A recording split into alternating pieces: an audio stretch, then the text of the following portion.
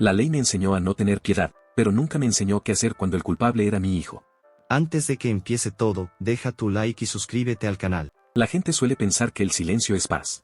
No lo es. El silencio tiene peso. Se acumula.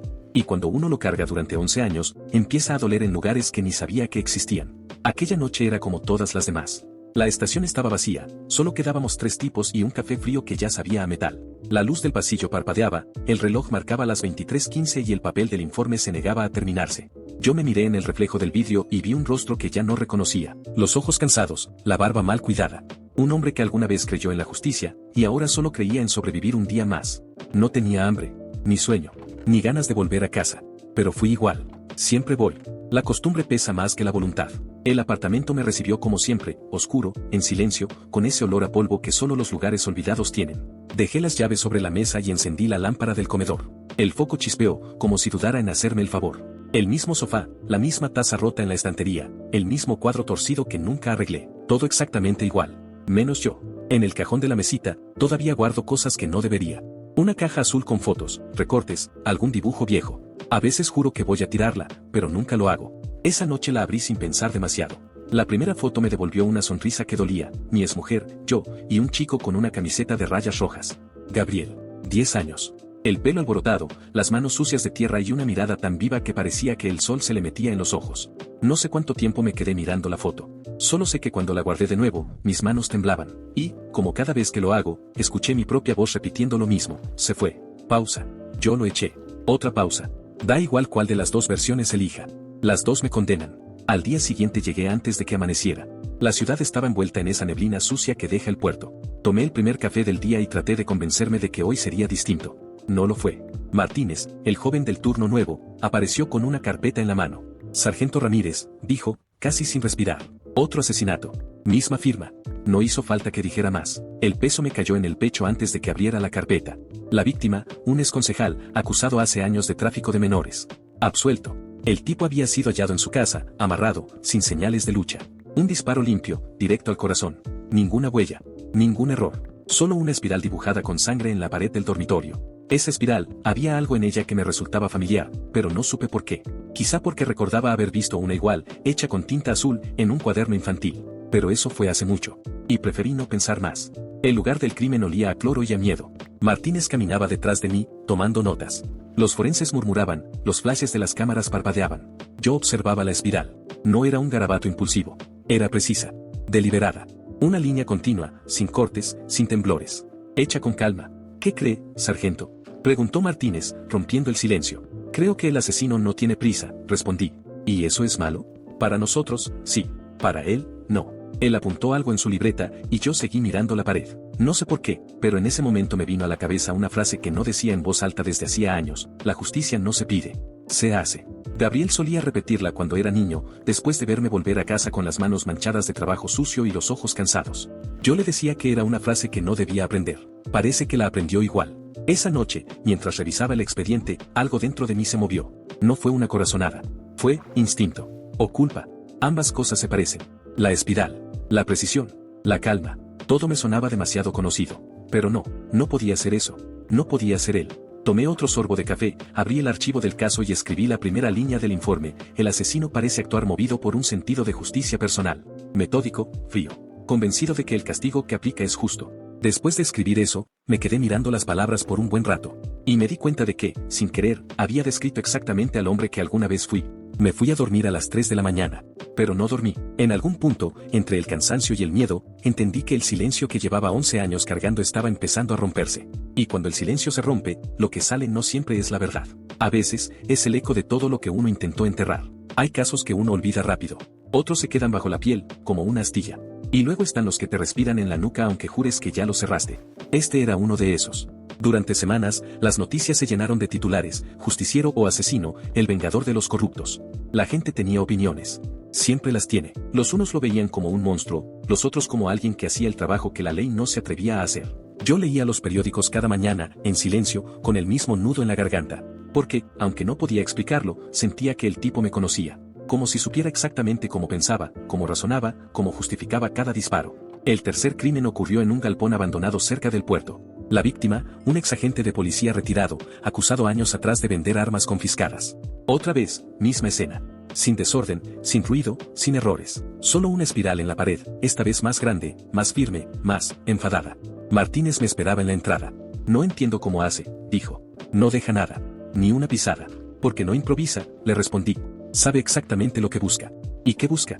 Redención, dije, casi sin pensar. Martínez me miró raro. Anotó algo en su cuaderno, pero no preguntó más. Supongo que prefirió no saber.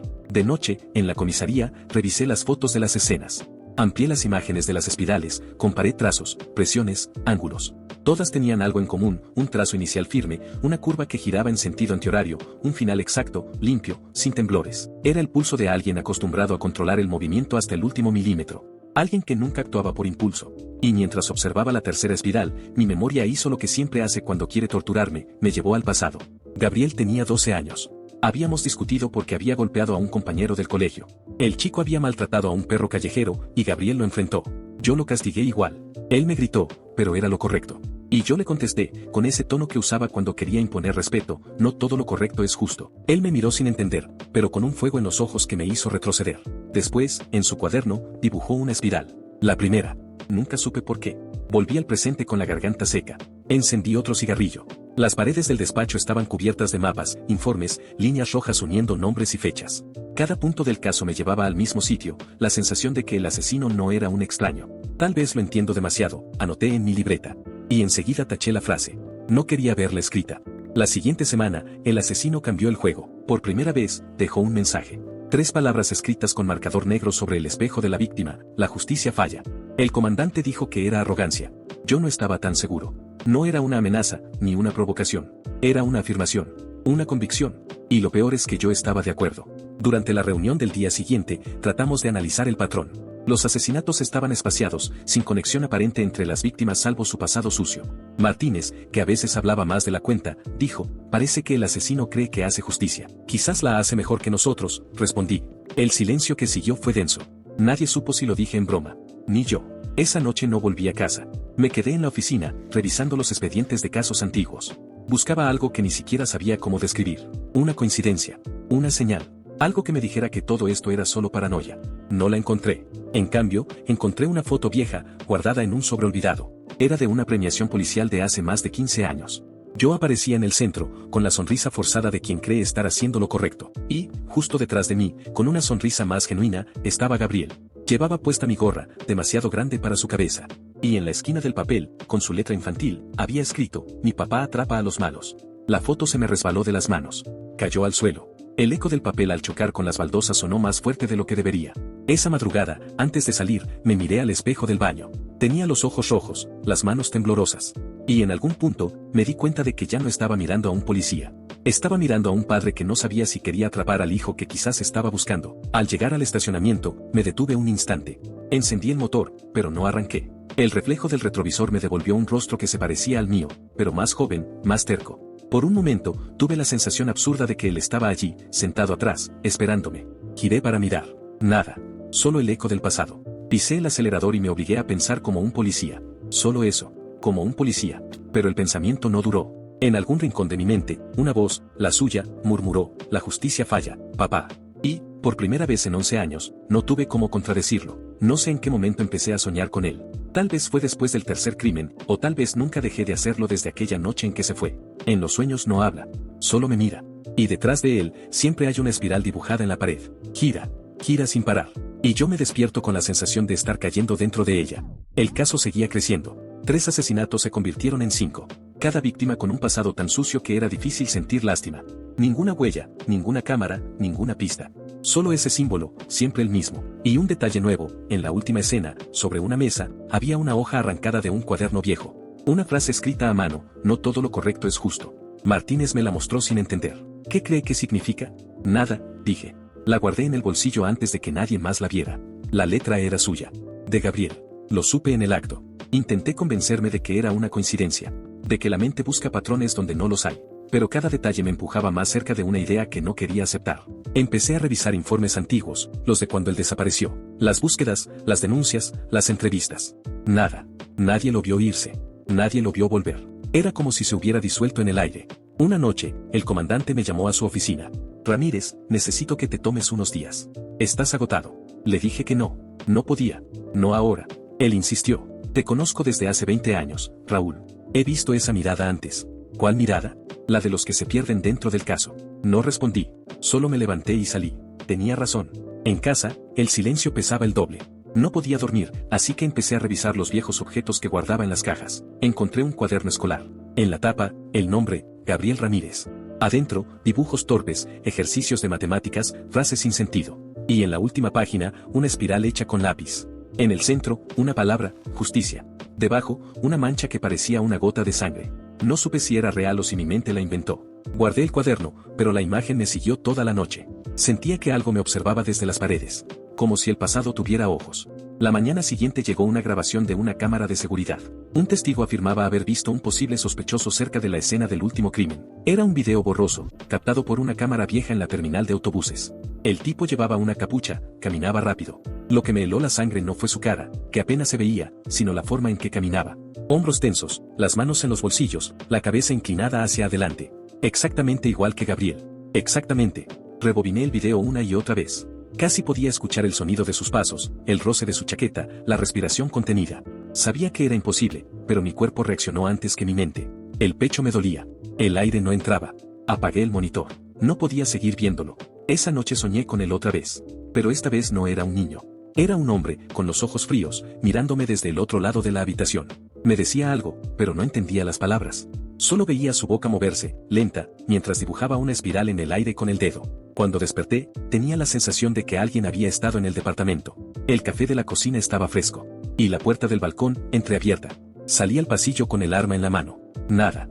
Nadie. Solo el sonido del viento. Pero juraría que olía a tabaco, y Gabriel nunca soportó el humo. Durante los días siguientes, comencé a trabajar solo. No confiaba en nadie. Les dije que estaba siguiendo una pista paralela.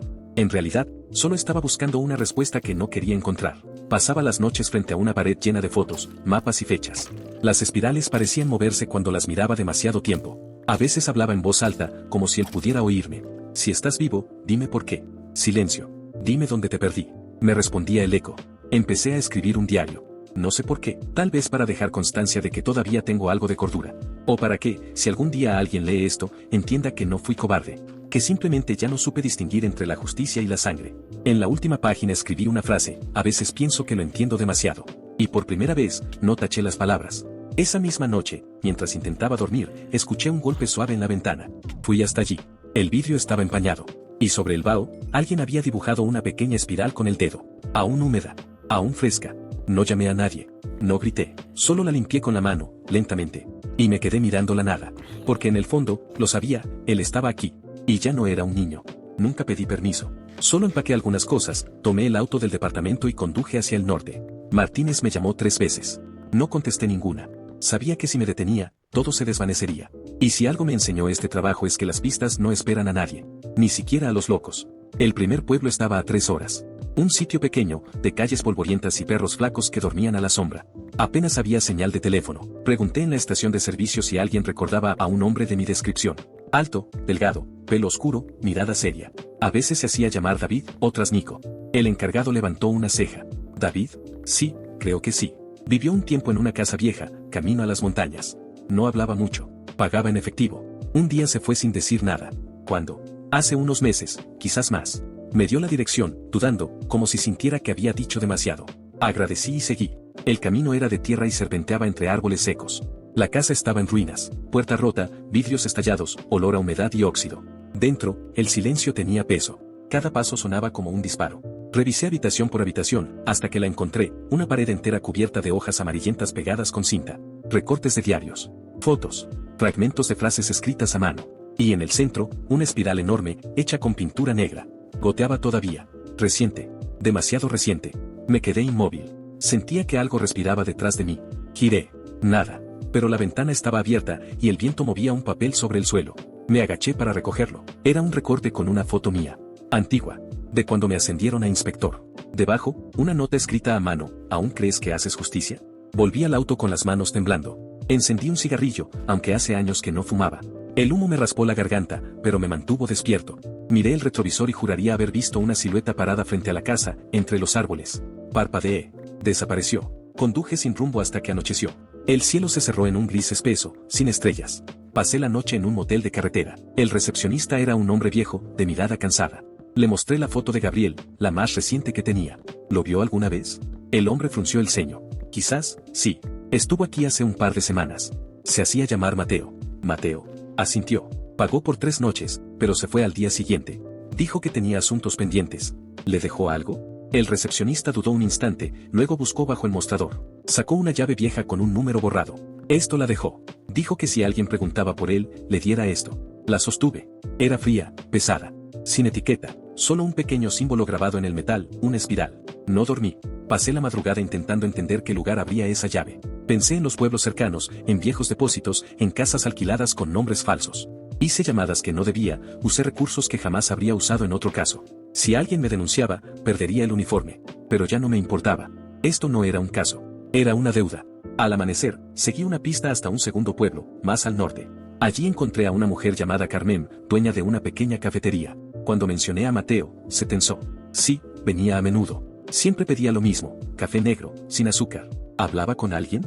Casi nunca. Pero una vez, me pidió un favor. ¿Qué favor? Que guardara una caja para él. Dijo que volvería por ella. ¿La tiene todavía? Sí. Desapareció detrás del mostrador y volvió con una caja de madera. La abrí con cuidado. Dentro había un cuaderno, una navaja oxidada y una fotografía. En la foto estábamos él y yo, en el patio de casa. Tenía 7 años. Era su cumpleaños. Detrás, escrita con tinta negra, siempre supiste quién era. Carmen notó mi cara. ¿Lo conoce? Preguntó. Era mi hijo. Ella bajó la mirada, nerviosa. Lo siento. No sabía cuándo lo vio por última vez. Hace una semana, tal vez menos. ¿Dijo algo? Ella pensó un momento. Solo una frase, ya casi estoy listo. Esa noche regresé al motel. La llave seguía en mi bolsillo, quemándome la pierna. Tenía la sensación de que habría algo más que una puerta. Intenté dormir, pero el ruido del viento me mantenía alerta. A medianoche, alguien tocó la puerta. 3 golpes lentos. Me levanté en silencio, tomé la pistola y abrí. El pasillo estaba vacío. Solo una hoja de papel doblada en el suelo. La abrí.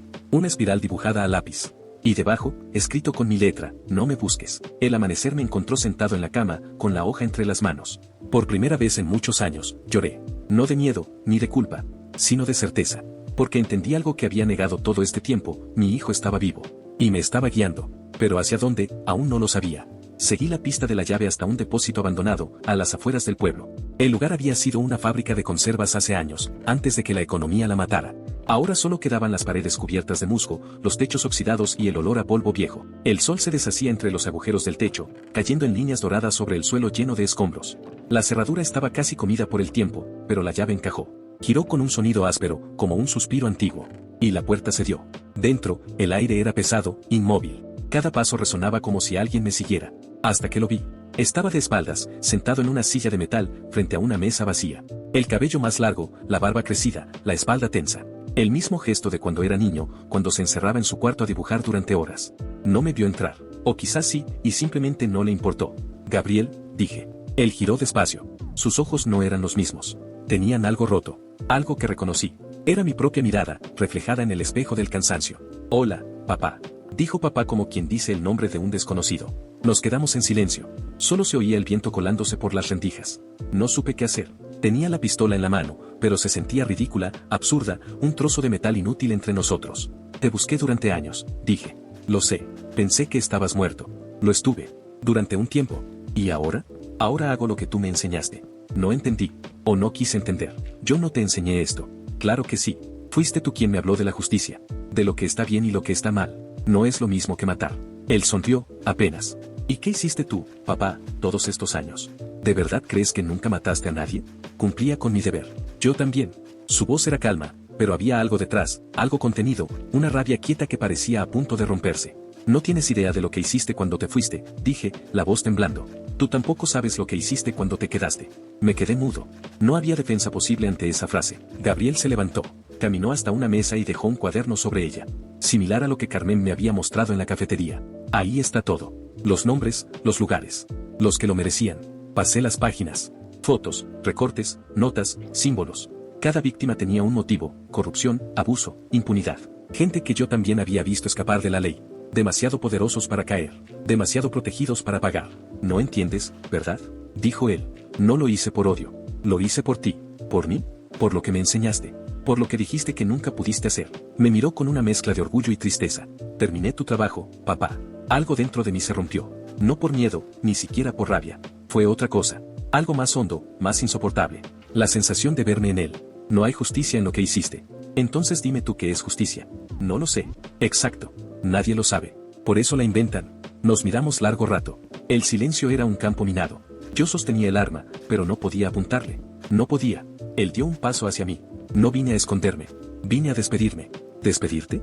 Ya terminé. Sacó algo del bolsillo. Una foto doblada. Era la misma que encontré en su caja, pero ahora tenía algo escrito detrás. El ciclo termina donde empezó. Antes de que pudiera reaccionar, se acercó a la pared del fondo. Allí, pintada con un aerosol negro, había una enorme espiral, idéntica a todas las demás. Gabriel apoyó la mano sobre el centro del dibujo. Cerró los ojos. Perdóname, papá. El sonido fue seco. Un disparo. El eco rebotó entre las paredes hasta desaparecer. Corrí hacia él. Cayó de rodillas, todavía con la pistola en la mano. Intenté detener la sangre, inútilmente. Él me miró, sonriendo. Ya está, y se fue. No recuerdo cuánto tiempo me quedé allí. Las sirenas llegaron después, como si vinieran de otro mundo. Martínez entró corriendo, gritó mi nombre, pero yo apenas podía escuchar. Solo veía la espiral en la pared, aún húmeda, y mi reflejo distorsionado en ella. Uno de los oficiales me tomó del brazo. ¿Qué pasó aquí, inspector? No respondí. Solo dije, cumplí con mi deber. Pero incluso mientras lo decía, supe que era mentira. No había deber que explicar aquello. Solo un círculo que nunca supe romper. Esa noche, en la soledad del cuarto del hospital, escribí las últimas líneas de mi diario. Mi hijo no era un monstruo. Solo era el eco de mis errores. Y yo fui el silencio que los alimentó. Cerré el cuaderno. Afueras, el viento soplaba como un suspiro. Y por un instante, juraría haber visto una espiral dibujada en el vidrio de la ventana. Pero esta vez, no la borré. Solo la observé, hasta que la oscuridad la tragó por completo. Extracto del informe oficial, Departamento de Policía Provincial, División de Homicidios. Fecha, 14 de noviembre. Agente responsable, Inspector Raúl Ramírez. Asunto, cierre del caso, homicidio serie La Espiral. El día 12 de noviembre, tras varias semanas de investigación no autorizada, el inspector Ramírez localizó al principal sospechoso en un edificio abandonado en las afueras del pueblo de San Vicente. Al ingresar al lugar, el inspector encontró al sujeto identificado como Gabriel Ramírez, 31 años, hijo del propio agente. Según el informe, el sospechoso habría confesado parcialmente su participación en los crímenes antes de quitarse la vida con un arma de fuego calibre .38. Se incautaron múltiples objetos personales, recortes de prensa y un cuaderno con detalles de cada víctima. La investigación concluye que los asesinatos fueron cometidos con motivación de venganza moral, dirigidos contra individuos previamente absueltos de delitos graves. El caso queda cerrado. Firmado, Comandante J. Martínez. Leí ese informe una y otra vez durante los últimos días. Cada palabra pesa como una piedra. Cada firma, como una herida sellada. Todo está ahí, ordenado, limpio, exacto. Tan exacto que casi parece mentira. Porque el papel no dice cómo temblaba su voz. No dice el olor a pólvora ni el calor de su sangre. No dice que antes de morir, me miró con una ternura que no merecía. Ni que lo último que hizo fue sonreír. El papel nunca cuenta esas cosas. Después del entierro, nadie volvió a hablarme del caso. Ni Martínez, ni los colegas, ni los vecinos. Me saludan con una mezcla de respeto y miedo. En sus ojos hay preguntas, pero nadie se atreve a hacerlas. Yo tampoco sabría responderlas. Me jubilé anticipadamente. Vivo solo, en una casa pequeña cerca del río. A veces escucho el sonido del agua y creo oír su voz. Otras, creo ver su silueta cruzando el patio, con el mismo paso lento de cuando era niño. No sé si son recuerdos o fantasmas. Tal vez sea lo mismo. Sobre la mesa conservo 3 cosas. La llave que me entregó el recepcionista, la foto de su cumpleaños, y el cuaderno que encontré en el depósito. Nunca abrí la caja donde está su pistola. Pero todas las noches la escucho, como si aún respirara dentro. Intenté escribir un nuevo informe, uno más verdadero. Lo tengo aquí, inacabado. Empieza así: yo lo enseñé a creer en la justicia. Pero olvidé decirle que la justicia también mata. Después de esa frase, no supe seguir. Hace unos días, un joven policía vino a verme. Dijo que estaba revisando casos antiguos y que había leído mi informe. Me preguntó qué sentía al tener que arrestar a mi propio hijo. Le dije que nunca llegué a arrestarlo, que no hubo tiempo. Él se quedó callado. Antes de irse, dejó una carpeta sobre la mesa. Dentro, una copia del cuaderno de Gabriel. Encontramos una página que no estaba en el archivo original, dijo. Cuando se fue, la abrí. La página estaba escrita con tinta azul, diferente de las demás. Decía: no busques entenderme, papá. Solo mírame y recuerda quién te enseñó a mirar. Anoche, mientras escribía esto, me di cuenta de algo. El símbolo de la espiral, siempre pensé que era un signo de locura. Un mensaje cifrado, una firma, un desafío. Pero no era eso. Era un espejo. Una forma de decirme que todo vuelve. Que lo que uno deja sin resolver termina regresando. Y ahora entiendo. La espiral no era de él. Era mía. No sé cuánto tiempo me queda, ni qué harán con este último informe. Quizás nadie lo lea. Quizás lo guarden en algún archivo hasta que el polvo lo borre. Pero lo dejo escrito, porque necesito creer que aún puedo cerrar el círculo, aunque sea con palabras. Gabriel no fue el asesino que todos creen. Fue el resultado perfecto de una justicia que olvidó sentir, y de un padre que confundió el deber con el amor. Doblé la hoja y la dejé dentro del cuaderno. Luego la puse sobre la mesa, al lado de la llave. El viento se coló por la ventana y movió ligeramente las páginas. Por un instante, juraría haber visto una pequeña espiral dibujada sobre la última línea. La toqué con el dedo. Estaba fresca. Sonreí. Y esta vez, no tuve miedo.